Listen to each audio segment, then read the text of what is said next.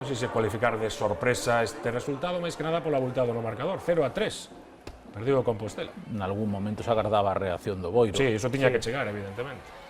E que mellor sitio, non, que San Lázaro. Sí, a verdad que o Boiro este ano fixo un equipazo, era moi sorprendente. Os dous primeiras xornadas, non, sen gañar. Llavé, un bo amigo, Vieites tamén, o central que estivo con nos ano pasado, alégrome por eles. Bueno, pois o Boiro que se fixo cos 3 puntos. Despois dese gran pase de Hugo San Martín, Llavé facía o primeiro gol do partido, con ese disparo desde a distancia, Jorge Cano. Outro gol do que se poden queixar en Boiro de que non entrou entre os mellores. Charlie, estás un pouco...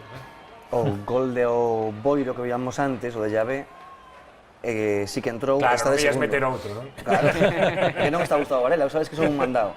Ainda non sei se a lista non a fixo Gustavo Varela, da casa. Bueno, pois despois dese golazo que víamos de Jorge Cano, chegaba outro de Javi Otero para redondear este marcador de 0-3 entre a Compostela e o Boiro.